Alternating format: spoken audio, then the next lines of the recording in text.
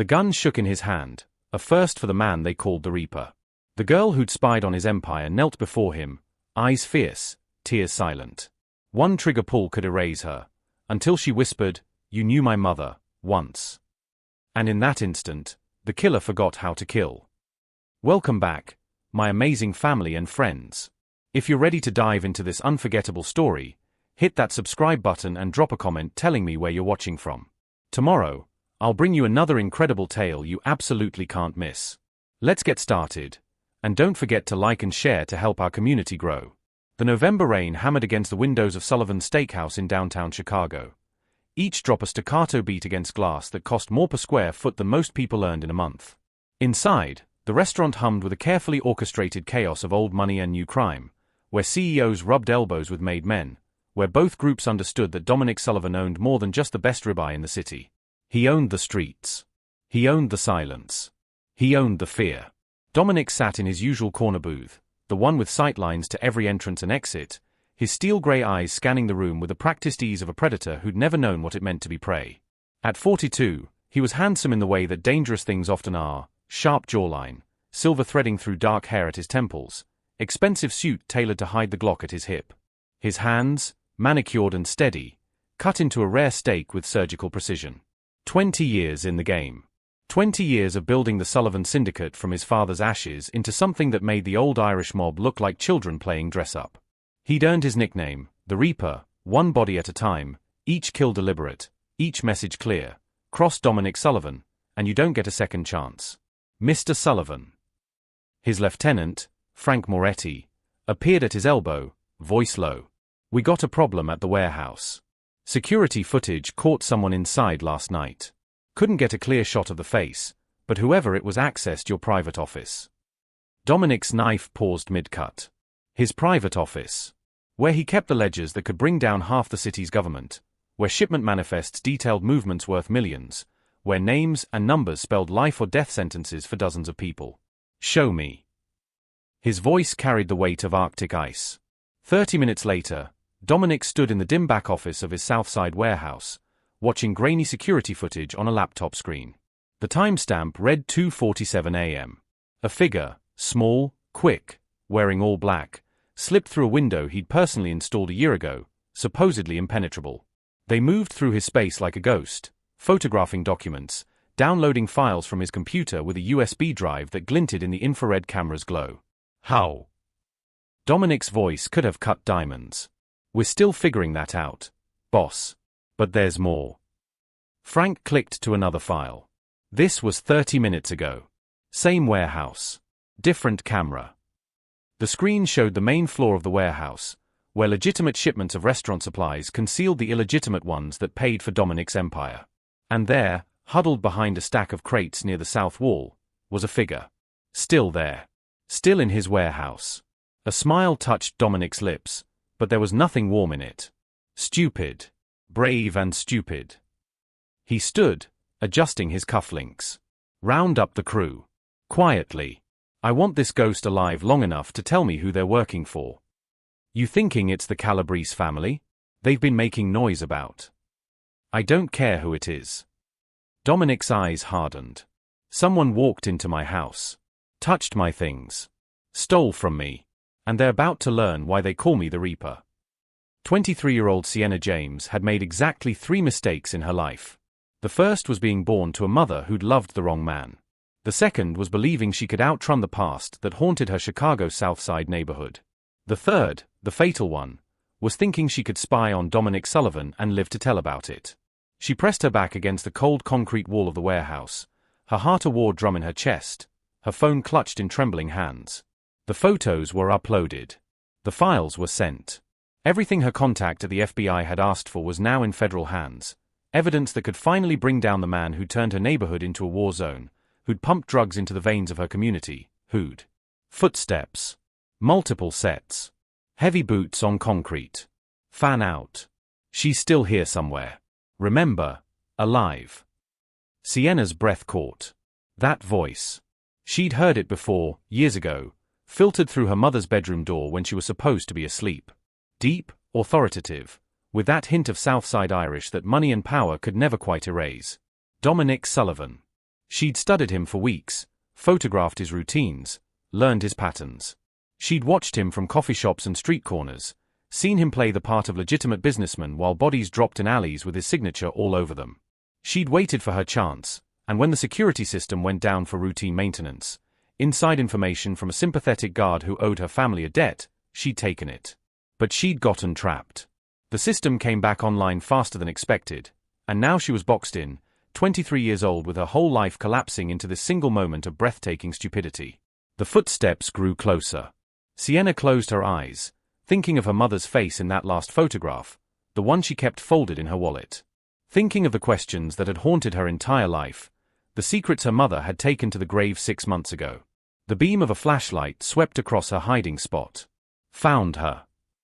Hands grabbed her, rough, professional, dragging her from behind the crates into the harsh fluorescent light of the warehouse floor. She didn't scream. Wouldn't give them that satisfaction. Instead, she lifted her chin, meeting the eyes of the 4 men who surrounded her, their weapons drawn, their faces hard. And then the crowd parted. Dominic Sullivan walked toward her like death in an Italian suit, his footsteps echoing in the cavernous space. Up close, he was more terrifying than any photograph had suggested. Tall, broad-shouldered, with eyes that seemed to look straight through flesh and bone into the trembling soul beneath. He stopped 3 feet away, studying her with the detached interest of a scientist examining an insect. "Well." His voice was soft, almost conversational. "You're not what I expected." Sienna forced herself to meet his gaze. She was going to die here. She'd known that possibility when she'd climbed through that window, but she wouldn't die cowering. "Dominic Sullivan," she said, her voice steadier than she felt. "I've been looking for you." Something flickered across his face. Surprise, maybe. Intrigue. He tilted his head slightly, and for a moment, she saw something beneath the ice, a flicker of humanity quickly buried. "Most people try very hard not to find me." He pulled a gun from beneath his jacket, sleek, black, expensive, and leveled it at her chest. "You have 30 seconds to tell me who you're working for. The feds? Calabrese? Someone with a death wish?" The gun didn't waver. Neither did his hand. This was a man who'd killed before, would kill again, would kill her without losing a minute of sleep. But Sienna had one card left to play. One truth her mother had whispered in those final morphine-hazed days in the hospice bed. One connection she'd spent 6 months trying to verify before desperation and grief had driven her to this warehouse, to this moment, to this man who held her life in his steady, murderous hands. She met his eyes, those cold grey depths that had never shown mercy. "You knew my mother, once," Sienna whispered. "Lorraine James. 24 years ago. South Side. Before you were the Reaper. When you were just Dominic Sullivan, the neighborhood boy who thought he could be something different." The gun trembled. Just for a second. Just enough. And in that tremor, in the way his jaw tightened and his eyes widened with something that might have been shock or horror or recognition, Sienna knew 3 things. Her mother had been telling the truth. This man remembered. And nothing would ever be the same. The warehouse went silent except for the rain hammering on the metal roof. Dominic's men shifted uncomfortably, confused by the sudden stillness that had overtaken their boss. Frank Moretti's hand hovered near his own weapon, waiting for the order that always came, the nod that meant clean this up. But Dominic stood frozen, the gun still pointed at Sienna's heart, his face a mask that was cracking at the edges. "Lorraine James," he repeated, and the name sounded like something fragile breaking. His voice dropped lower, meant only for her. "That's impossible." "Is it?" Sienna's fear was transforming into something else, anger, raw and righteous. "Is it impossible that you knew her? That you were there before all this?" She gestured at the warehouse, at his men, at the empire of violence surrounding them. "Before you became a killer. Boss." Frank stepped closer. "You want me to?" "Everyone out." Dominic's voice cracked like a whip. "Sir." "Out." The roar echoed through the warehouse, bouncing off concrete and steel. "Take positions outside every entrance. No one comes in. No one leaves. And if I hear a single word about what happens in here tonight, I'll put bullets in all of you myself." The men scrambled, holstering weapons, exchanging nervous glances. In 20 years, they'd never seen the Reaper lose his composure. Never seen his hand shake. Never seen him look at anyone the way he was looking at this girl. Like she was a ghost made flesh, like she carried secrets that could undo him. When the last man filed out and the door clanged shut, Dominic finally lowered the gun. But he didn't holster it. Just let it hang at his side, his finger still near the trigger, as if he couldn't quite decide whether mercy or murder was the right answer. "Sit," he commanded, gesturing to a crate. "I'll stand." That wasn't a request. His eyes hardened again, that brief vulnerability replaced by the cold calculation that had kept him alive in a business that ate weak men for breakfast. "You broke into my warehouse. Stole from me. Those are capital offenses in my world. The only reason you're still breathing is because you said a name I haven't heard in 24 years. So sit down, and start explaining before I remember what I do to people who cross me." Sienna sat, but kept her spine straight, her gaze defiant. She pulled her phone from her pocket slowly, no sudden movements, and swiped through photos until she found the one she wanted. She held it up. A younger Lorraine James stared out from the screen, beautiful and vibrant, her hair in braids, her smile wide and genuine. She stood in front of a South Side apartment building that had been demolished a decade ago, sunshine painting everything gold. And beside her, arm slung casually around her shoulders, was a young man with dark hair and grey eyes, maybe 19 or 20, wearing a White Sox jersey and a cocky grin that hadn't yet learned what cruelty looked like. Dominic stared at the photo like it was a grenade about to explode. "She kept it hidden," Sienna said quietly, "in a showbox under her bed, with letters and ticket stubs and all the things people keep when they can't let go of the past. I found it after she died. 6 months ago. Pancreatic cancer. She was 46. He didn't reach for the phone. Didn't move. But something in his face shifted, the mask slipping further, revealing pain beneath the ice. "I'm sorry." The words came out stiff, unpracticed. As if condolences were a foreign language he'd forgotten how to speak. "Are you?" Sienna's voice turned sharp. "Are you sorry she died, or sorry that her daughter grew up watching your drugs destroy our neighborhood? Sorry that I had to work 3 jobs to pay for her hospice care while you bought warehouses and restaurants with blood money? Which part are you sorry for, Mr. Sullivan?" "Careful." The warning was soft, deadly. "You're still in my warehouse. Still at my mercy." "Mercy." She laughed, bitter and raw. "Is that what you call it? You haven't killed me yet, so that's mercy? My mother told me about you in those last weeks. When the morphine loosened her tongue and the past came flooding back. She said you were good once. That you were going to get out, go to college, make something legitimate of yourself. What happened, Dominic? When did you become the Reaper?" He moved suddenly, closing the distance between them in 3 long strides. The gun came up again, pressed against her forehead, cold metal against warm skin. His face was inches from hers, his breath hot, his eyes wild with something that might have been rage or grief or both. "You want to know what happened?" His voice shook. "Life happened. Reality happened. My father got killed by the Calabrese family over a debt he couldn't pay. They left him in an alley like garbage. I was 20 years old, and I had a choice, become a victim or become someone who could never be victimized again. I chose survival. I chose power. And yes, I chose violence. And my mother." Sienna didn't flinch from the gun. Where was she in all this choosing? The gun lowered slowly. Dominic stepped back, running a hand through his hair, the composed crime lord replaced by something more human, more broken. "I let her go," he said finally. "Told her to forget about me, about us, about everything we'd planned. Told her I was going down a road she couldn't follow. She cried. Begged me to reconsider. But I was already too far gone, already making deals with the men who'd killed my father, already becoming the thing I'd always hated." He looked at Sienna, really looked at her.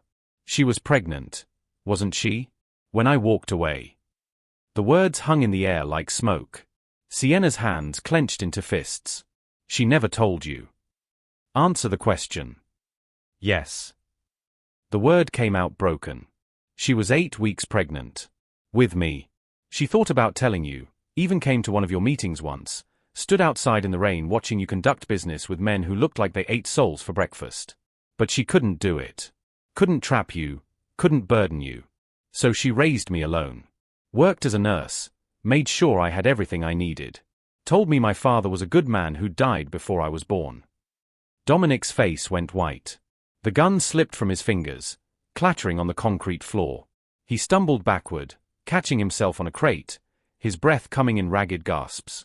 No. The word was barely a whisper. No, that's not. She would have told me. She would have. Why? Sienna stood, advancing on him now, all her fear burned away by fury and grief. So you could do what? Acknowledge me while building your empire on death? Send child support checks stained with blood money? Or would you have done the honorable thing and walked away anyway, just like you did from her? I didn't know. The roar was anguished, primal. I didn't know. The confession echoed through the warehouse. Dominic Sullivan, the Reaper, the man who never showed weakness, collapsed onto a crate, his head in his hands, his shoulders shaking. Sienna stood over him, her own eyes burning with unshed tears. 23 years of questions were finding answers, and they all tasted like ash.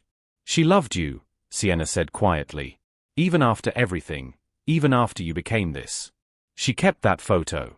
Kept your letters. Told me stories about the boy you used to be, the one who wanted to be an architect, who drew buildings in notebooks and dreamed of changing Chicago's skyline. She died loving a ghost. And I grew up hating a man I'd never met. Dominic looked up, his eyes red-rimmed, haunted. Why did you come here? Why steal from me? If Lorraine was, why risk your life like this? Because I needed to know. Sienna's voice cracked. I needed to see if there was anything left of the man my mother loved. I needed evidence that you were exactly the monster I thought you were, so I could stop wondering, stop hoping that maybe, somewhere under all this blood and violence, there was something worth saving. She pulled out her phone again, showing him a different photo, her mother in the hospice bed, thin and frail, her beautiful face hollowed by cancer. She asked about you at the end. Wanted to know if you were still alive, if you were happy. I lied. Told her I'd heard you'd moved away, started over, found peace. I couldn't tell her the truth, that you'd become everything you promised her you'd never be. The silence stretched between them, heavy with ghosts and regrets and 24 years of absence. Finally, Dominic spoke. The files you stole. The photographs. Who did you send them to? Sienna lifted her chin. The FBI. Agent Rodriguez. He's been building a RICO case against you for 2 years. What I gave him tonight should be enough to bring you down. To end this. All of this. She expected rage. Expected him to reach for the gun, to call his men back in, to silence her the way he'd silenced everyone else who'd threatened his empire. Instead, Dominic laughed, a broken, hollow sound. Then I'm already dead, he said. Just a matter of time before they raid this place, freeze my assets, roll up my organization. Everything I've built for 20 years, gone. He looked at her, and for the first time, she saw something other than ice in his eyes. Did it feel good? Destroying your father. The word hung between them. Father. Sienna's tears finally spilled over. You're not my father. You're just the man who left my mother pregnant and alone. Who chose violence over love. Who didn't know. Dominic stood, and suddenly he looked older, tired, stripped of the dangerous aura that usually surrounded him. But you're right. It doesn't matter. I made my choices. Built my empire. And now it's all coming down. He moved toward her slowly, stopping just within arm's reach. What happens now? You walk out of here, watch the feds arrest me, testify at my trial? Help put me away for life. I don't know, Sienna whispered honestly. I came here for answers. For justice. I don't even know anymore. Dominic reached out slowly, telegraphing the movement, and pulled something from his inner jacket pocket. A business card. He pressed it into her hand. Tomorrow night. 9 p.m. The address on the back. His voice was rough. There are things you need to know. About your mother. About me. About why I really can't pull that trigger. He gestured to the gun still lying on the floor between them. If you want the whole truth, come. If not, stay away, and let the feds do their job. Either way, you've already won. He walked to the warehouse door, his footsteps heavy, and paused with his hand on the handle. She was the only good thing in my life, he said without turning around. And I destroyed it because I thought I was protecting her. I've done terrible things, Sienna. Things I can never take back. But I need you to know, if I'd known about you, everything would have been different. Then he was gone, leaving Sienna alone in the warehouse with questions multiplying in her mind, her mother's memory hanging between them like a bridge between two impossible worlds. She looked down at the card in her hand. On the back, an address in Lincoln Park, one of the wealthiest neighborhoods in Chicago. And beneath it, 3 words in his sharp handwriting. Trust me. Please. Sienna didn't go home that night. She couldn't face her tiny studio apartment in Pilsen, couldn't bear the walls covered with photographs of her mother, the evidence board she'd created tracking Dominic's movements, the life she'd built around the singular purpose of bringing him down. Instead, she walked through Chicago's rain-soaked streets until dawn painted the sky gray, the business card burning a hole in her jacket pocket. Trust me. Please. The 2 words that should have been easiest were the ones that felt impossible. By the time the sun rose weak and watery over Lake Michigan, she'd made no decisions except one. She needed to talk to someone who understood the weight of impossible choices. You did what? Agent Victor Rodriguez leaned back in his government-issue chair, his dark eyes wide with a mixture of admiration and horror. His office in the FBI's Chicago Field Division was a cluttered maze of case files and cold coffee cups, the walls covered with surveillance photos of Chicago's major crime figures. Dominic Sullivan's face appeared in at least a dozen of them, always in the background, always careful, always untouchable. Until now. I got everything you asked for, Sienna said quietly, sliding a USB drive across his desk. Financial records, shipment manifests, ledgers with names and dates.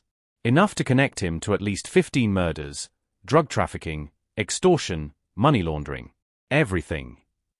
Rodriguez grabbed the drive like it was the Holy Grail. This is, Sienna. Do you know what this means? We've been chasing Sullivan for years. He's careful, insulated, surrounded by lawyers and legitimate businesses that hide the rot underneath.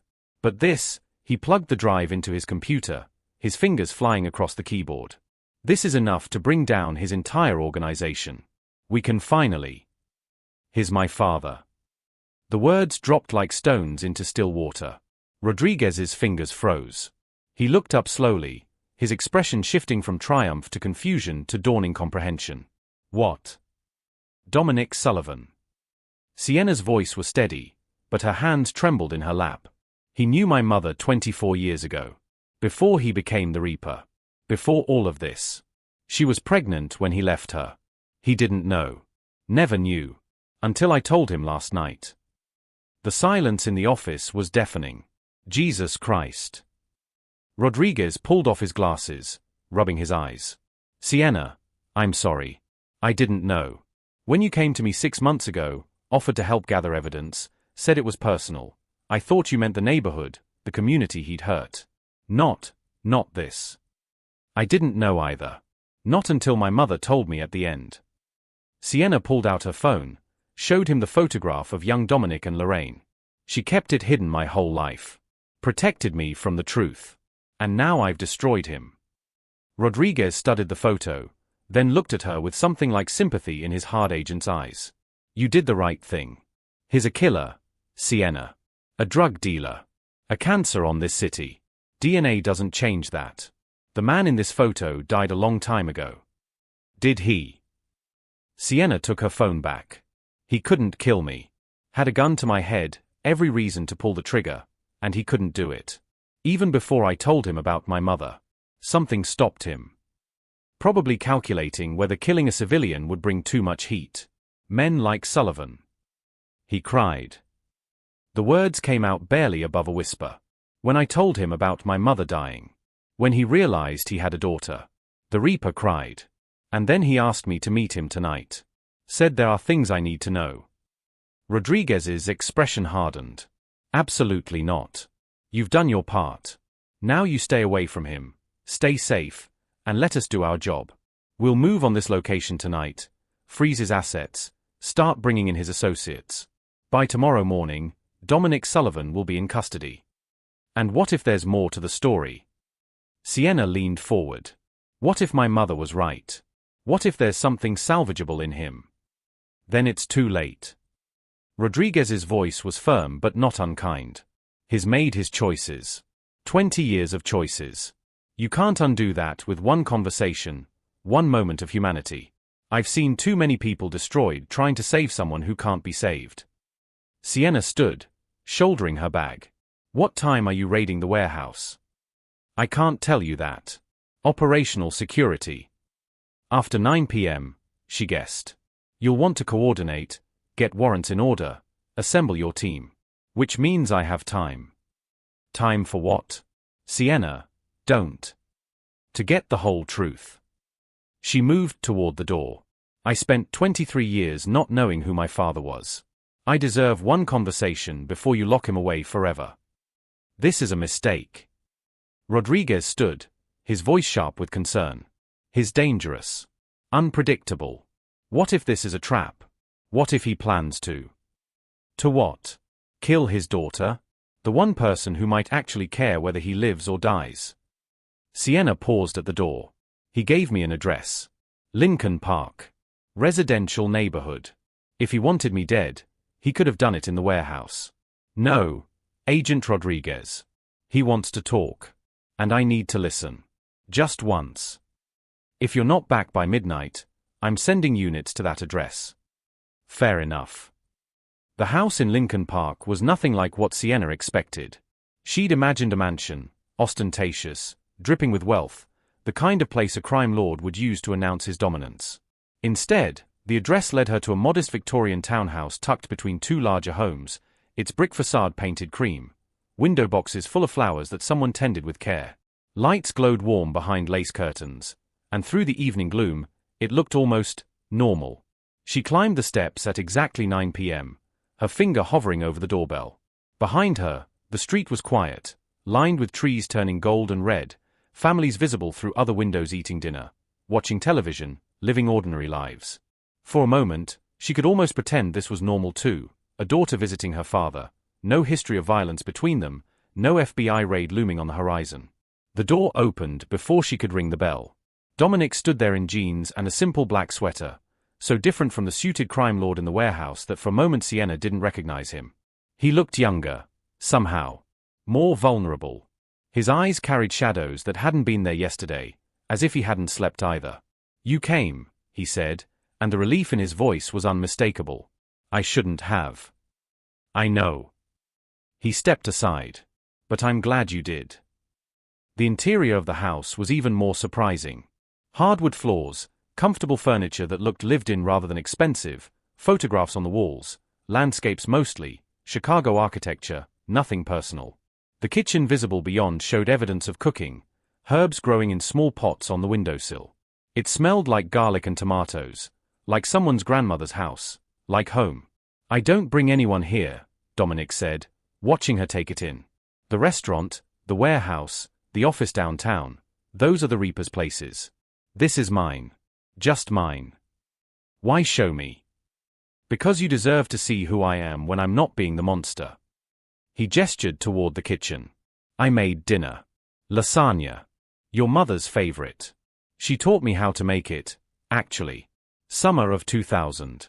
We'd just moved into our first apartment together, and she said if I was going to be her boyfriend, I needed to know how to cook more than ramen. The casual domesticity of the memory felt surreal. Sienna followed him into the kitchen, where a small table was set for two, candles already lit. It felt like stepping into an alternate universe, one where fathers and daughters shared meals instead of standoffs at gunpoint. I can't stay long, Sienna said, even as she sat down. Agent Rodriguez is expecting me back by midnight. Dominic served the lasagna, his movements practiced, careful. So you're still working with the FBI? Still planning to testify against me? What did you expect? That I'd suddenly forget everything you've done because we share DNA? No. He sat across from her, but didn't touch his food. I expected exactly this. You're Lorraine's daughter. She always had steel in her spine, too. Never backed down from what she believed was right, even when it cost her. He paused. Even when it cost her me. She didn't lose you. You left. To protect her. Dominic's voice was quiet, intense. My father's death. It wasn't random, Sienna. He borrowed money from Antonio Calabrese to pay for my college tuition. When he couldn't pay it back fast enough, they made an example of him. Left him bleeding in an alley while I was at Northwestern studying architecture, completely oblivious to the danger. He met her eyes. I came home to find my mother destroyed, my father gone, and the Calabrese family circling like sharks. They gave me a choice, work for them or join my father in the ground. So you chose to become them, Sienna said, but there was less accusation in her voice now. I chose survival. At first. Dominic finally picked up his fork, pushed food around his plate. I told myself it was temporary. Make enough money to pay off the debt, protect my mother, get out clean. But then my mother got sick. Cancer, like Lorraine. The treatments were expensive, and the Calabrese family kept finding ways to keep me useful. By the time she died 2 years later, I was in too deep. Had blood on my hands. Had enemies who'd kill me the moment I showed weakness. And my mother. I loved her. The words came out raw, honest. More than I've ever loved anyone. But I couldn't give her the life she deserved, couldn't let her be tied to what I was becoming. So I told her it was over. Told her I didn't love her anymore. Made sure she believed it so she'd move on, find someone better. His hands clenched around his fork. If I'd known she was pregnant. Would it have changed anything? Sienna challenged. Really? Would you have walked away from the Calabrese family? From the money and power? From the man you were becoming? The question hung between them, unanswerable. I don't know, Dominic admitted. I want to say yes. Want to believe I would have chosen differently if I'd known I had a daughter. But the truth is, by then I was already addicted to the power, the control, the feeling of never being vulnerable again. He looked at her, his grey eyes haunted. I turned into everything I hated. Everything my father would have been ashamed of. And the worst part? I was good at it. Really good. So good you built an empire, Sienna said softly. So good I destroyed lives. Including my own. He stood abruptly, moving to a drawer by the refrigerator.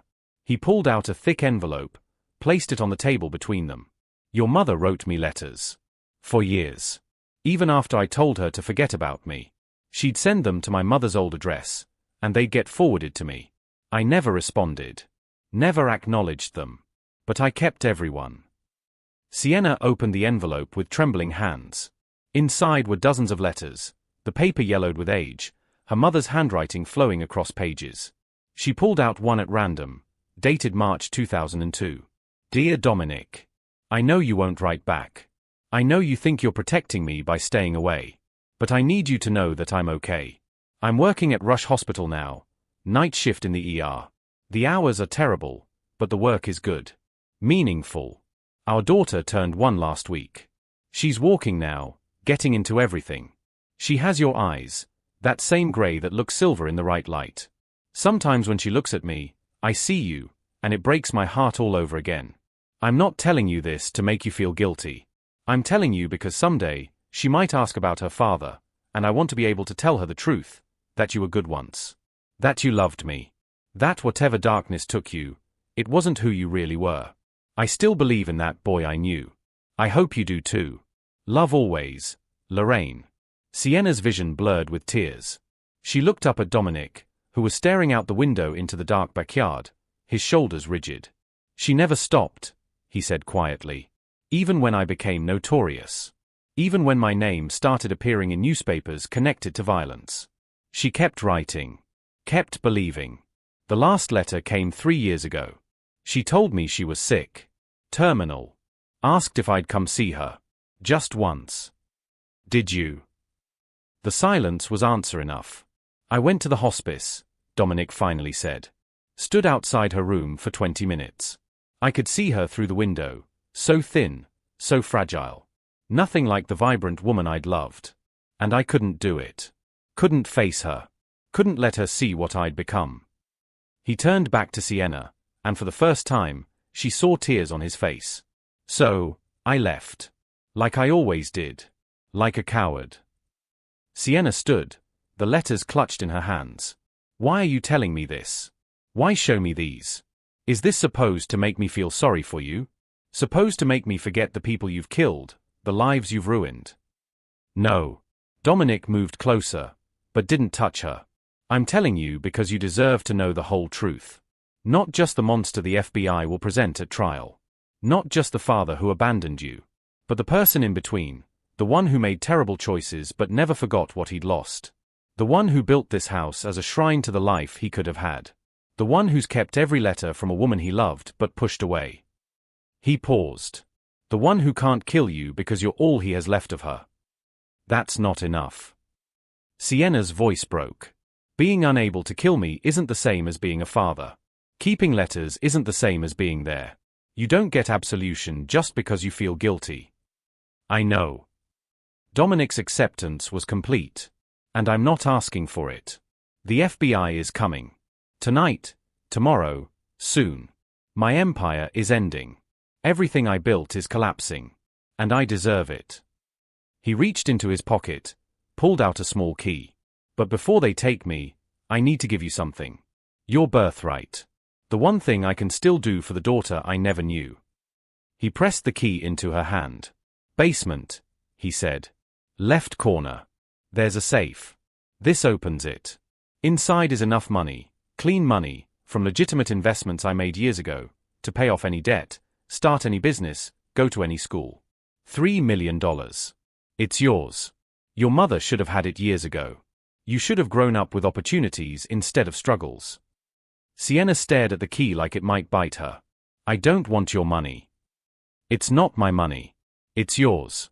Your inheritance. Take it. Use it for good. Be everything I couldn't be. His voice dropped to a whisper. Please. Let me do this one thing right. If you discovered your parent was a criminal who'd caused terrible harm but genuinely wanted to make amends, would you accept their help? Or does accepting it make you complicit in their crimes? Drop your thoughts below. I want to hear what you would do in Sienna's position.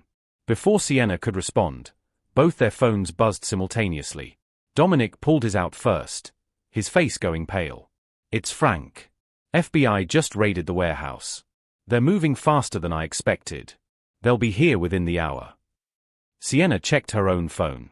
A text from Rodriguez. Change of plans. Moving now. Get out of there. Units en route to Lincoln Park address. You need to go, Dominic said urgently. Out the back. Through the alley. If they find you here when they raid the house. Then what? They'll know we talked? That I gave you warning. Sienna laughed bitterly. I'm already compromised. The moment I walked through your door, I crossed a line. Sienna. No. She stood her ground. I came here for answers. I'm not leaving until I get all of them. You said you couldn't kill me. That something stopped you even before you knew who I was. What was it? What made the Reaper hesitate? Dominic looked at her for a long moment, and she saw something break open in his face, some final wall crumbling. You looked at me the way she used to, he said quietly. Defiant. Brave. Refusing to beg. And for just a second, I saw her. Saw what might have been. Saw the daughter we could have raised together if I'd been stronger, better, less broken. He moved closer. And I realized that killing you would be killing the last good thing I ever created. The last proof that once, before all the blood and violence, I was capable of love. The sound of sirens rose in the distance, growing louder. Time's up, Sienna whispered. Yes. Dominic moved to the window, watching red and blue lights appear at the end of the street. They're here. It's over. He turned back to her, and his face was peaceful, almost relieved. Thank you for coming. For listening. For giving me one night to be a father instead of a monster. Dominic. Go. His voice was firm now, commanding. Out the back. They'll be focused on the front entrance. You can still get away clean. Still testify without them knowing you came here. Still do what's right. And what about you? He smiled, sad and resigned. I take what's coming. Finally face the consequences I've been running from for 20 years. It's time. Sienna stood frozen, the key heavy in her hand, her mother's letters pressed against her chest, the siren screaming closer. Every rational part of her brain screamed to run, to escape, to let justice take its course. But she stayed. No, she said. Sienna, you have to. I said no. Her voice cut through the sirens, through the chaos, through 23 years of absence. You don't get to play martyr now. You don't get to sacrifice yourself and pretend that makes up for everything. If you're going down, if this is really the end, then you're going to fight. You're going to prove to me that there's something worth saving. That my mother wasn't wrong to love you. That I'm not wrong too. She couldn't finish the sentence. Couldn't admit what she was feeling, that against all logic, against all evidence, some part of her wanted to save him. Wanted to believe in redemption. Wanted her father. The sirens stopped right outside. Car doors slammed. Voices shouted commands. Dominic stared at her, something like hope flickering in his eyes. What are you saying? I'm saying, Sienna took a breath. I'm saying that maybe there's another ending to this story. One where you don't die in a cage. One where you actually make amends instead of just feeling guilty. One where... The front door exploded inward. FBI. Hands where we can see them. And in that moment, with federal agents flooding into his sanctuary, with his empire crumbling and his past catching up, Dominic Sullivan made the first truly selfless choice of his life. He stepped in front of his daughter. She's not involved, he said clearly, loudly. Sienna James is a victim. I kidnapped her after she witnessed one of my operations. She's been held here against her will. Check her phone, you'll see she texted for help. What are you doing? Sienna hissed. What I should have done 23 years ago. He looked back at her, his grey eyes clear. Protecting my daughter. Agent Rodriguez pushed through the crowd of agents, his weapon drawn, his face a mask of professional fury. Dominic Sullivan, you're under arrest for... He stopped, seeing Sienna. Jesus Christ. Are you okay? Did he hurt you? No, he... She's in shock, Dominic interrupted smoothly. I've had her captive for 18 hours. She needs medical attention. And a lawyer. I'm not saying another word until she's safely out of here and has representation. Rodriguez looked between them, suspicion flickering across his face. He knew. Somehow, he knew this was wrong, that this narrative didn't fit. But he couldn't prove it.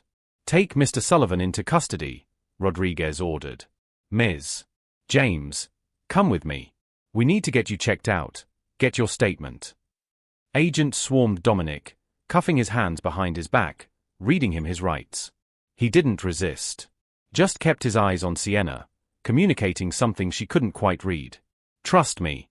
Please. As they led him past her toward the door, he whispered low enough that only she could hear. Basement. Left corner. Take what's yours. And when the time comes, remember, you're the only one who knows the whole truth. Use it wisely. Then he was gone, swallowed by agents and procedure. The Reaper finally reaped. Sienna stood in his kitchen, surrounded by federal agents cataloging evidence, the smell of lasagna still hanging in the air, her mother's letters pressed against her heart, and a key burning in her pocket. She had a choice to make. And for the first time in her life, she understood the weight of impossible decisions. 3 days later, Sienna sat in a sterile interrogation room at the FBI's Chicago field office, staring at her reflection in the one-way mirror.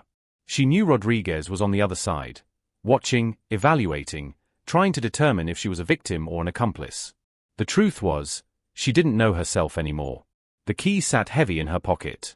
She'd gone to the basement before leaving Dominic's house, had opened the safe while agents swarmed the upper floors. $3 million in bearer bonds and cash, neatly organized, with a handwritten note on top. For Sienna. For the life she should have had. She'd taken it. Hidden it. Said nothing. The door opened and Rodriguez entered, carrying 2 cups of coffee and a thick file folder. He looked tired, like he'd been living in this building since the arrest. How are you holding up? He asked, sliding 1 coffee across the table. I'm fine. I told you, he didn't hurt me. 18 hours in captivity with one of Chicago's most dangerous crime lords, and he didn't hurt you. Didn't threaten you. Just made you dinner. Rodriguez's tone was carefully neutral. That's quite generous for a man known for torturing his enemies. Sienna met his gaze steadily. Maybe he saw an opportunity. Kidnapping a federal informant would give him leverage. Or maybe he was planning something worse before you arrived. Maybe. Rodriguez opened the file, spreading crime scene photos across the table. Or maybe you're lying to protect him. The accusation hung in the air. Why would I protect the man I've spent 6 months trying to destroy? Siena's voice was sharp. Because he's your father.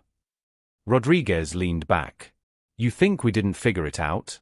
We ran DNA from his house against the profile we had on file for you from the informant database. It's a match. Dominic Sullivan is your biological father. And you knew before you went to that house. Siena's stomach dropped, but she kept her face neutral. So what? DNA doesn't change what is done. Doesn't change the evidence I gave you. No, but it changes your credibility as a witness. Rodriguez's voice softened slightly. Siena, I need to know the truth. Did you go to that house to see him arrested? Or to warn him? I went for answers. And did you get them? The question was heavier than it sounded. Siena thought of Dominic's tears, of her mother's letters, of the life that could have been. Thought of the weight of his hand on her shoulder as agents dragged him away, the whispered words about truth and wisdom. Yes, she said finally. I learned that people are more complicated than I wanted to believe. That monsters can love. That love doesn't erase monstrosity. And that sometimes, the right choice and the good choice aren't the same thing. Rodriguez studied her for a long moment. His refusing to cooperate. Won't name associates, won't confirm details, won't take a plea. His lawyer says is prepared to go to trial, face every charge. Do you know why? Siena shook her head, but her heart was racing. Because he thinks he's protecting you. Rodriguez leaned forward. His lawyer let it slip. Sullivan believes if he stays silent, if he takes the fall completely, it proves you weren't complicit. That you were really a victim. He's willing to spend the rest of his life in prison to keep you clear of this. The words hit like a physical blow. Siena's hands clenched around the coffee cup. But here's the problem, Rodriguez continued. Without his cooperation, we can't dismantle his whole organization. His lieutenants will scatter, rebuild. The violence will continue. People will keep dying. And all because he's playing the martyr for a daughter he just met. He pushed a document across the table. Unless you help us. Siena looked down at the paper. It was a proffer agreement, immunity from prosecution in exchange for full cooperation. You want me to testify against him? I want you to tell the truth, Rodriguez said. What happened in that house? What did he say? Did he admit to crimes? Give you information about his organization? Anything that could help us build a stronger case. And if I do, you'll use it to make sure he never sees daylight again. I'll use it to get justice for the people he's hurt. For your community. For your mother, who died while he got rich off her neighbor's suffering. Rodriguez's voice was passionate now, the idealistic agent showing through the bureaucratic facade. This is your chance, Siena. Your chance to truly make things right. To honor your mother's memory by ensuring her killer daughter's father can never hurt anyone again. But the slip was telling, killer daughter's father. Even Rodriguez was tangled in the linguistic knots of their relationship. Can I see him? Siena asked suddenly. What? Dominic. Can I see him? Before I decide whether to sign this.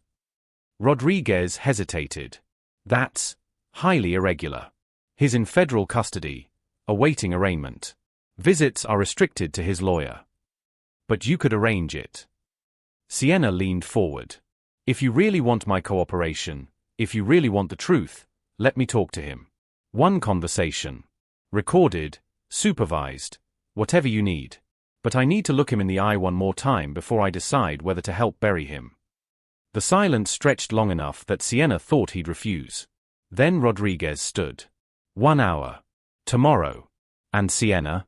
Whatever you're planning, whatever you think you can accomplish, remember that he's had 20 years to perfect the art of manipulation. Don't let DNA blind you to what he really is. The Metropolitan Correctional Center was everything Siena expected. Gray, cold, oppressive. She sat in a private visitation room, hands folded on the metal table, her heart hammering against her ribs. Behind her, Rodriguez watched from the observation room, ready to intervene if needed. The door opened. Dominic entered in an orange jumpsuit, his hands cuffed, a guard at his elbow. 3 days in custody had aged him. Stubble shadowed his jaw, shadows bruised beneath his eyes, but somehow, he looked more real than he had in his expensive suits. More human. The guard secured his cuffs to the table and stepped back against the wall. For a long moment, father and daughter just stared at each other. You shouldn't have come, Dominic said finally, his voice rough. Probably not. But I needed to see you. Needed to understand why you're doing this. Doing what? Refusing to cooperate. Refusing a plea. Taking the full weight of everything instead of giving up your organization. Sienna leaned forward. Rodriguez thinks you're protecting me. That you believe staying silent proves I wasn't involved. Is that true? Dominic's jaw tightened. What I believe doesn't matter. What matters is that you walk away from this clean. That you can build a life without my shadow hanging over you. That's not an answer. It's the only answer you're getting. His eyes, so like hers, that silvery gray, held her steadily. Did you find what I left you? She knew he meant the money. Knew Rodriguez was listening to every word. Yes. Good. Use it. Get out of Chicago. Start somewhere fresh. Be anything you want to be. What if what I want is the truth? Sienna's voice dropped lower. What if I want to understand why the Reaper suddenly developed a conscience? Why the man who's killed dozens couldn't kill me? And don't say it's just because of my mother or because we share DNA. There's more. I can see it in your eyes. Dominic looked away, his jaw working. When he spoke again, his voice was barely above a whisper. You asked me once if I would have chosen differently if I'd known about you. If knowing Lorraine was pregnant would have changed my path. And you said you didn't know. I lied. He met her gaze again, and she saw raw pain in his face. I knew. Not that it was you, specifically, but I knew she was pregnant. She told me. 3 days before I walked away. The revelation hit like a sledgehammer. Sienna's breath caught. What? She came to me, 8 weeks along, terrified and hopeful. Said we'd figure it out together. That we could still have the life we'd planned. And his voice broke. I told her to get rid of it. Told her a baby would ruin everything. That I couldn't be trapped by some accident. I said terrible things. Cruel things designed to make her leave and never come back. Tears streamed down Sienna's face. You knew. I knew. And I walked away anyway because I was a coward. Because I thought power and revenge mattered more than love. More than family. Dominic's own eyes were wet now. I've spent 23 years telling myself she must have listened. That she'd terminated the pregnancy. That I'd successfully burned that bridge. And then you appeared in my warehouse, and I saw her face in yours, and I realized. That she kept me anyway. Sienna's voice was thick with emotion. That she chose to raise me alone rather than give up on me like you wanted her to. Yes. The word was barely audible. And in that moment, I understood that everything I'd built, everything I'd become, was worthless. Because the most important thing I'd ever created, I'd rejected before you were even born. I couldn't kill you because doing so would be killing the proof of Lorraine's strength. Her choice to love when I chose hate. Her choice to build when I chose to destroy. The silence in the room was deafening. Behind her, Sienna could almost feel Rodriguez's reaction. This confession, this admission, was damning in ways that went beyond legal charges. Why tell me this now?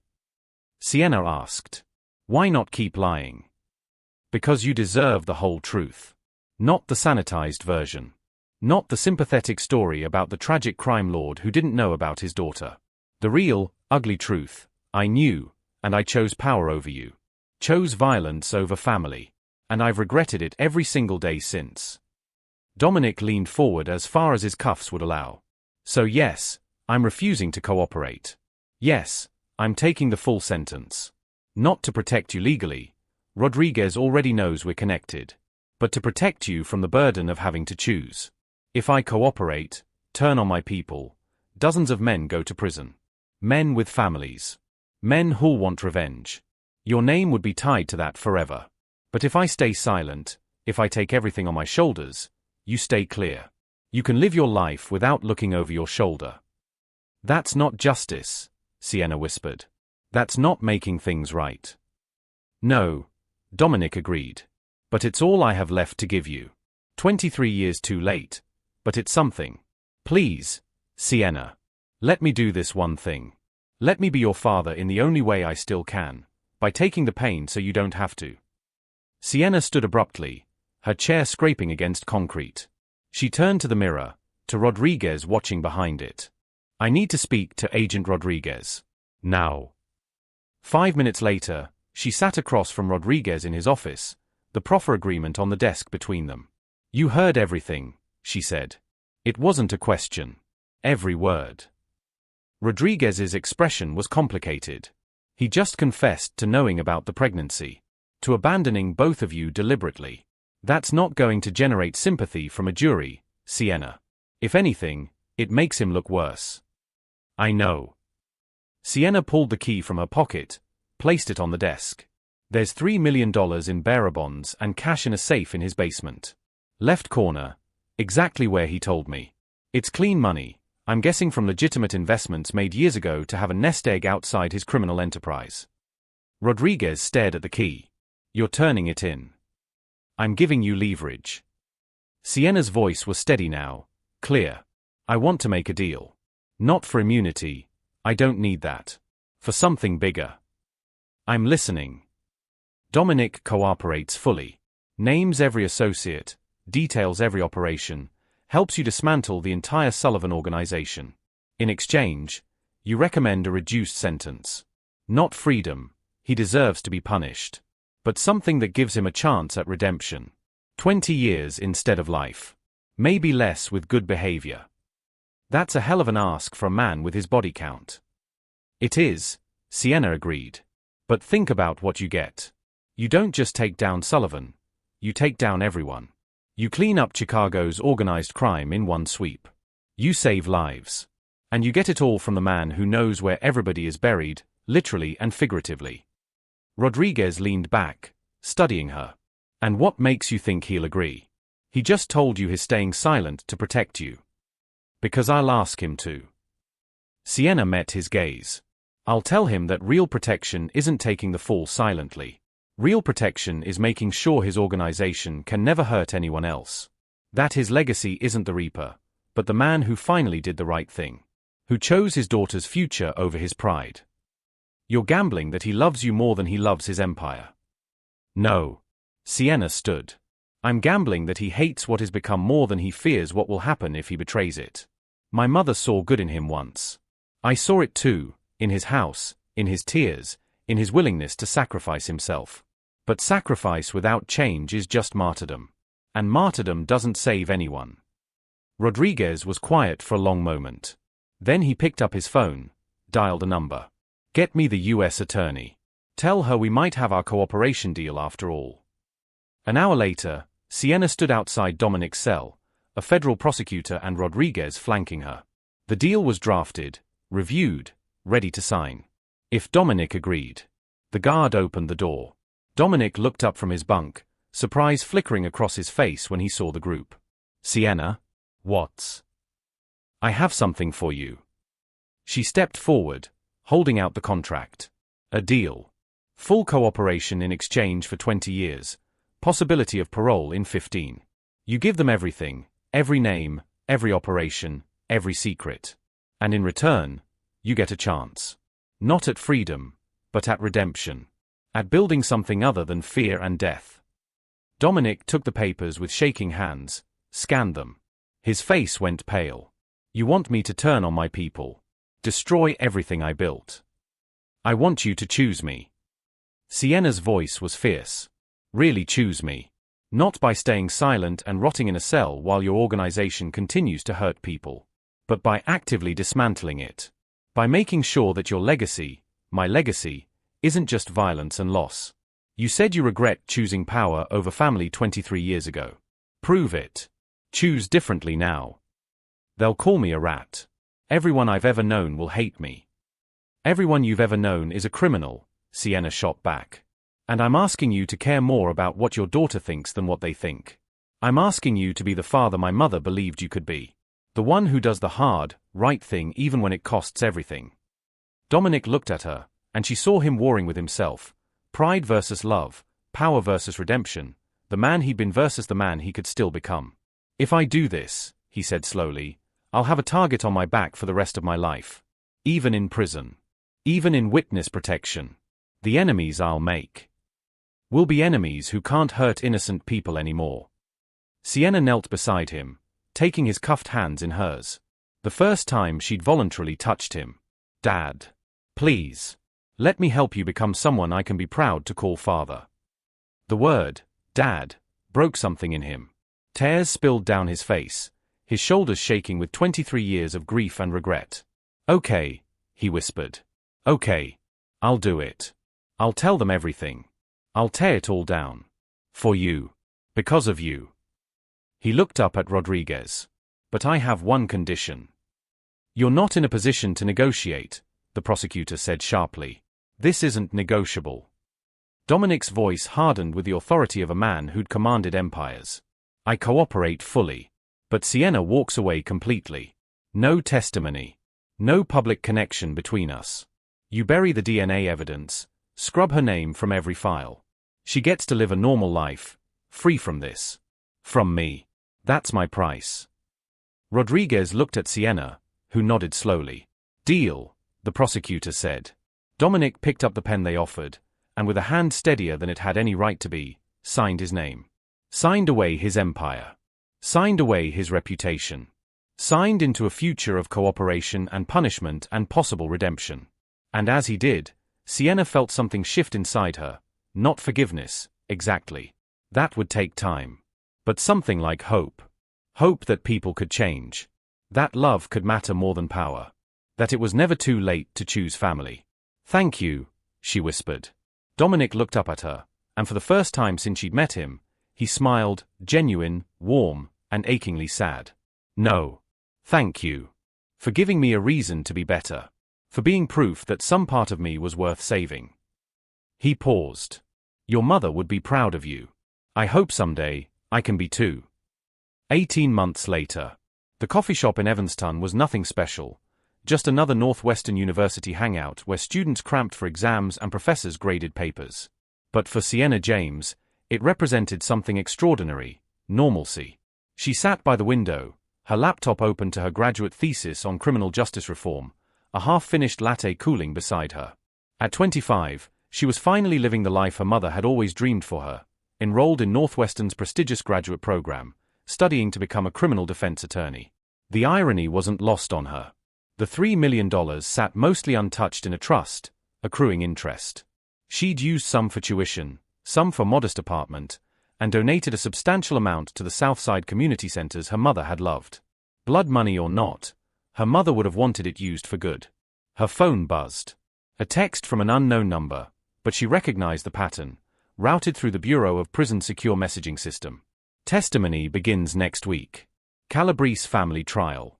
They're calling me as the prosecution's star witness. Thought you should know. D." Sienna smiled slightly. Over the past 18 months, Dominic had been true to his word. He'd given the FBI everything: names, locations, evidence that had led to 47 arrests across Chicago's organized crime network. The Sullivan Empire had crumbled, and in its place, neighborhoods were beginning to heal. Drug corners closed. Violence decreased. Hope crept back into communities that had forgotten what safety felt like. But the cost had been steep. Dominic lived in protective custody in an undisclosed federal facility, his life now measured in depositions and trials, in testimony that made him a pariah to everyone he'd once called an ally. He'd received death threats. 2 attempts on his life had been thwarted. He would never truly be free, even after his sentence was served. Yet he persevered. And every few weeks, a message would arrive, brief updates, careful words that never crossed the line into sentimentality but carried weight nonetheless. She typed a response: "Be careful. I'll be thinking of you." After a moment, she added, "Proud of you." The reply came quickly: "That means everything. More than you know." A week later, Sienna sat in the back row of a federal courtroom, a baseball cap pulled low, her presence unofficial and unannounced. She told herself she wouldn't come, that watching Dominic testify would be too painful, too complicated. But she needed to see this. Needed to witness whether his transformation was real or just another performance from a master manipulator. The prosecution called Dominic Sullivan to the stand. He entered through a side door, flanked by U.S. Marshals, wearing a plain gray suit that made him look more like an accountant than a crime lord. The past 18 months had changed him physically. He'd lost weight, his hair had gone completely silver, and deep lines now bracketed his mouth. But his eyes, when they swept the courtroom, were clear. Steady. Unafraid. He was sworn in, settled into the witness box, and faced the prosecutor. Mr. Sullivan, please state your former occupation for the record. I was the head of an organized crime syndicate operating primarily in Chicago. I oversaw drug trafficking, extortion, money laundering, and ordered the murders of 17 people over a 20-year period. His voice was clear, unflinching. No justifications. No excuses. A murmur rippled through the courtroom. The defendants, 3 members of the Calabrese family, glared at him with pure hatred. For the next 4 hours, Dominic testified with devastating precision. He detailed meetings, named co-conspirators, described criminal operations with the same meticulous attention he'd once used to build his empire. He answered every question, no matter how damning to himself, with complete honesty. But what struck Sienna most was what wasn't there: the arrogance. The cold calculation. The predatory intelligence that had made him the Reaper. Instead, she saw something she'd never expected to see in her father: genuine remorse. During a break, she slipped out to the hallway, needing air. She was standing by the window, looking out at the Chicago skyline, when a voice spoke behind her. Ms. James. Didn't expect to see you here. She turned to find Agent Rodriguez, looking as tired as she felt. He'd been working non-stop for 18 months, using Dominic's testimony to prosecute case after case. I'm not here officially, Sienna said. I know. I've been pretending not to notice you in the back row. Rodriguez joined her at the window. He's been remarkable. You know. Every prosecutor who's worked with him says the same thing: they've never had a cooperator this thorough, this committed. He's not trying to minimize his role or deflect blame. He's genuinely trying to make amends. Does it matter? Sienna asked. Can someone like him really be redeemed? Or is this just damage control? Rodriguez was quiet for a moment. I used to think redemption was binary. You're either good or bad, saved or damned. But this job has taught me it's more complicated. Your father will never undo the harm he caused. Will never bring back the people he killed. But he's preventing future harm. Saving lives by destroying the organizations that would have continued his work. He looked at her. Is that redemption? I don't know. But it's something. And sometimes, something is all we get. Through the window, they could see the south side sprawling in the distance. The neighborhood where Lorraine had raised Sienna, where Dominic had built his empire, where so many lives had been destroyed and saved and lived in the complicated space between. My mother used to say that people aren't the worst thing they've ever done, Sienna said softly. But they're not the best thing either. They're everything, the beauty and the ugliness, the love and the cruelty. She said that's what makes forgiveness so hard and so necessary. Sounds like a wise woman. She was. Sienna turned from the window. I should go. I have class in an hour. Sienna. Rodriguez stopped her. For what it's worth, I think she'd be proud of what you've done. Both in bringing him down and in giving him a chance to climb back up. That takes a stronger person than I'll ever be. That evening, Sienna returned to her apartment to find a package waiting at her door. No return address, but she recognized the prison postal markings. Inside was a leather-bound journal, its pages filled with Dominic's handwriting. A note on the first page read, Sienna. My lawyer says I shouldn't write this. That putting everything down on paper is legally dangerous. But I'm done living for lawyers and strategy and self-preservation. This is everything. Every crime, every choice, every moment I chose power over humanity. But also every regret. Every moment I thought of your mother. Every time I almost turned back but didn't.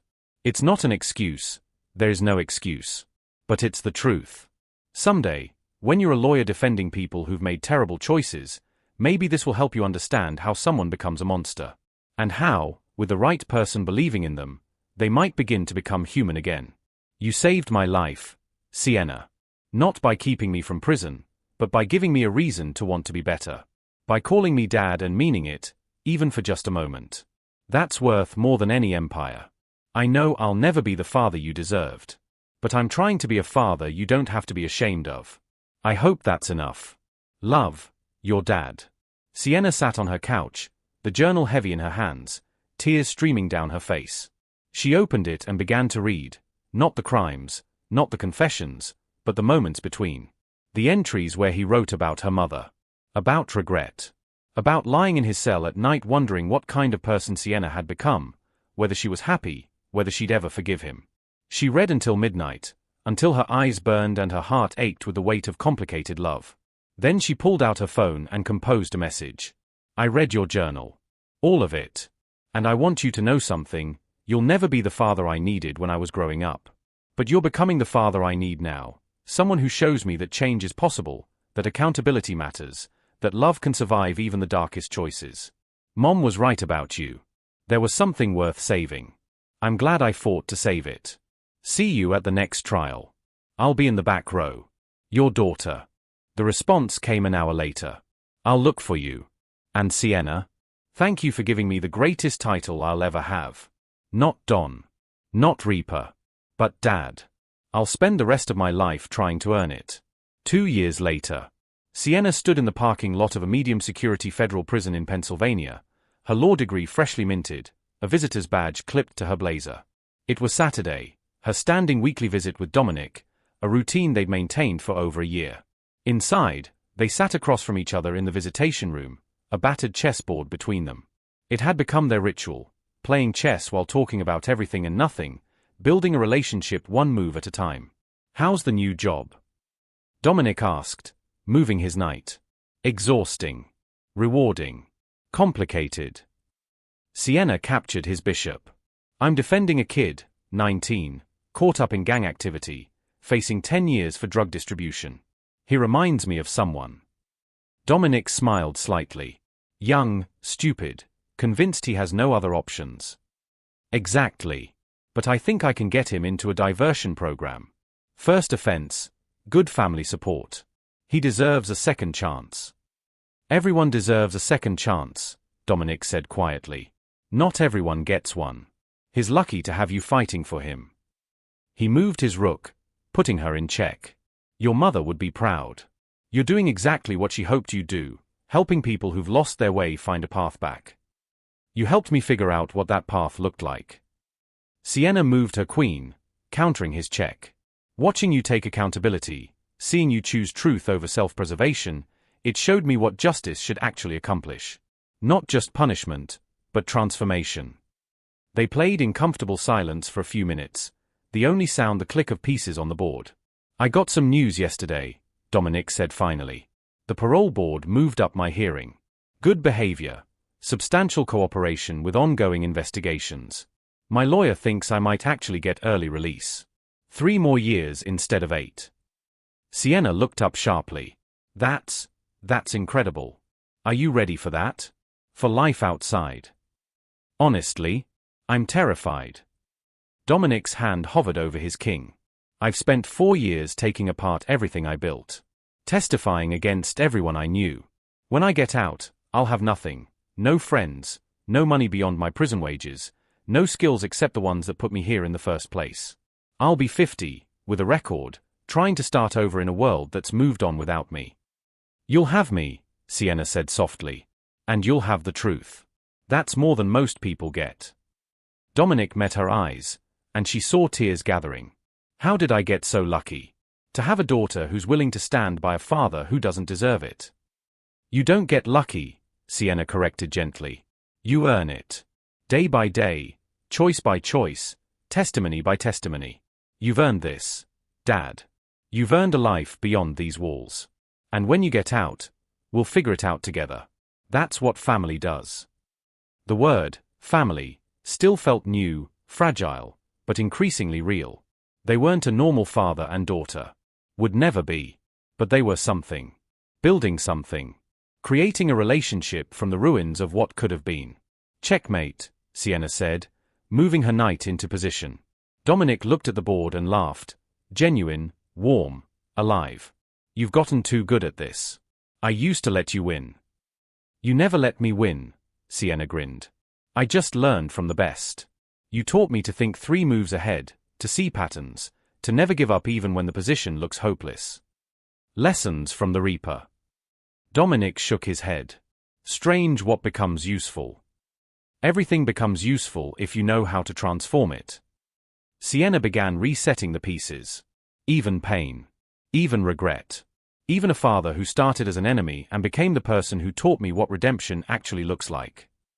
5 years later. The community center in Southside Chicago buzzed with activity, after-school programs, GED classes, job training workshops. On the wall by the entrance, a bronze plaque read, "The Lorraine James Community Center dedicated to second chances and new beginnings, founded by Sienna James, Esquire. In memory of a woman who believed everyone deserves grace." Sienna stood in her office, reviewing case files, when a knock interrupted her concentration. She looked up to find Dominic standing in the doorway, looking healthier than she'd seen him in years. He'd been out of prison for 18 months, working as the center's outreach coordinator, talking to at-risk youth, sharing his story, guiding people away from the path he'd taken. "Got a minute?" he asked. "For you? Always." He entered, settling into the chair across from her desk. "I have something for you. Been working on it for a while." He pulled out a thick folder, slid it across the desk. Inside were architectural drawings, beautiful, detailed plans for an expansion of the community center. New classrooms, a gym, a recording studio, office space for legal services. "You drew these?" Sienna asked, studying the intricate designs. "It's what I wanted to do before everything went wrong. Architecture. Building things instead of destroying them." Dominic's voice was tentative. "I've been taking online courses, remembering the skills I buried 30 years ago. Thought maybe I could use them for something good. Help you expand what you're building here." Sienna looked at the drawings, the care evident in every line, the thought put into every detail. This was the boy her mother had loved, the one who'd drawn buildings in notebooks and dreamed of changing skylines. He'd found his way back. "They're perfect," she said, her voice thick. "Dad, they're absolutely perfect." "Yeah." His face lit up like a child's. "Yeah." She stood, moved around the desk, and pulled him into a hug. "We'll make this happen. Together. We'll build something beautiful in the place where so much ugly happened. We'll turn your blood money into hope. Mom would love that." They stood there for a moment, father and daughter, two people who'd found each other in the wreckage and built something neither had thought possible, a family forged not in perfection, but in honesty, accountability, and the fierce, stubborn belief that people could change. "I've been thinking," Dominic said as they separated, "about writing a book. My story, but more than that, a handbook for people trying to leave gang life, trying to escape organized crime. Using everything I learned to help people avoid my mistakes. What do you think?" "I think that's exactly what you should do." Sienna smiled. "I think Mom would be proud of you. I know I am." "She knew, you know," Dominic said suddenly. "At the end. She knew I'd become something terrible. But she also believed that somewhere inside, the boy she'd loved was still there. She was right.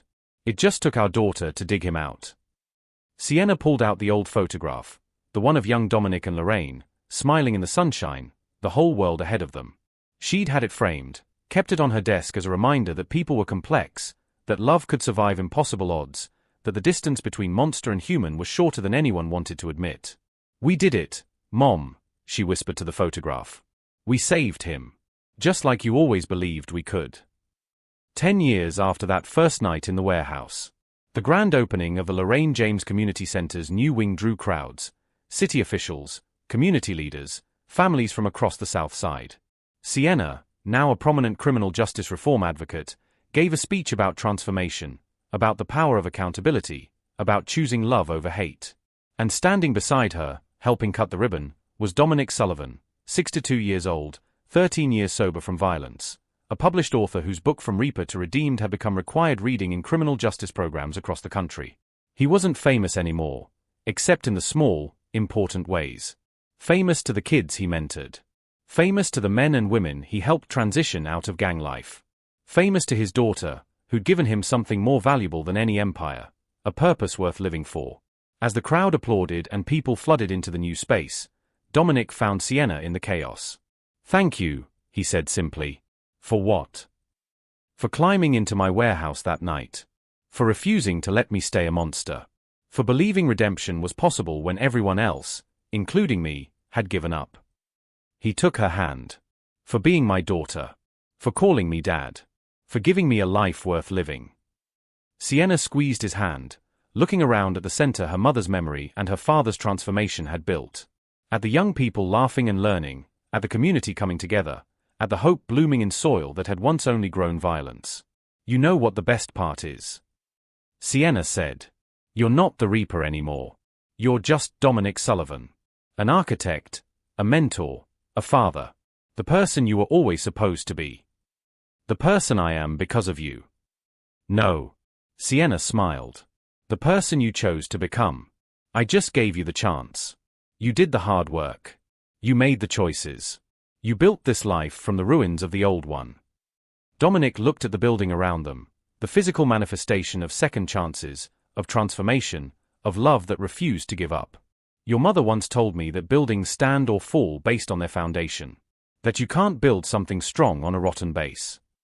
And I spent 20 years building an empire on blood and fear. It collapsed exactly like she said it would. But this, he gestured to the center, to the people, to the life they'd created together. This has a foundation of truth and accountability and love. This will stand. This will last. What legacy do you want to leave behind? One built on fear that crumbles, or one built on truth that lasts? Think about the foundations you're building in your own life, and share your thoughts below. Your story might be exactly what someone else needs to hear. As the celebration continued around them, father and daughter stood together, two people who'd met as enemies and become each other's salvation. The ruthless Don who couldn't kill the girl who spied on him had discovered something more powerful than fear, more lasting than violence, more valuable than any empire. He'd discovered love. And in that love, he'd discovered himself. Years later, when Sienna's own daughter, Lorraine Sullivan James, asked about her grandfather, Sienna would pull out the old photograph, the journal, the letters.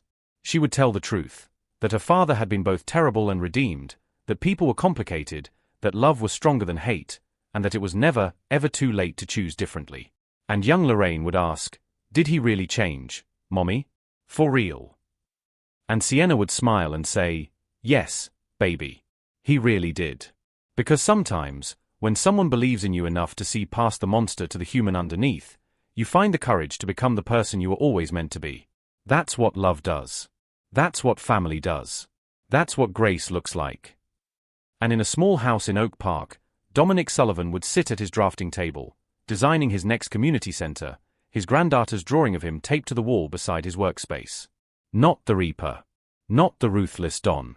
Just Grandpa Dom, building hope one blueprint at a time, proving every day that redemption wasn't just possible, it was the most important work anyone could do. The gun he'd pointed at his daughter that night in the warehouse was long gone, melted down, destroyed. In its place, open hands, ready to build. Ready to love. Ready to be the father, grandfather, and human being he'd finally learned how to become. And that, in the end, was the greatest victory of all. The story delivers on the promise of transformation, showing that while we can never erase our past, we can choose a different future. Dominic earned his redemption through consistent accountability and genuine change, while Sienna learned that justice and mercy can coexist. Both honored Lorraine's memory by choosing love over hate, building over destroying, and proving that it's never too late to become who you were meant to be. Thanks once more for experiencing this journey with me. If this story touched your heart, please share it with someone who needs to hear it.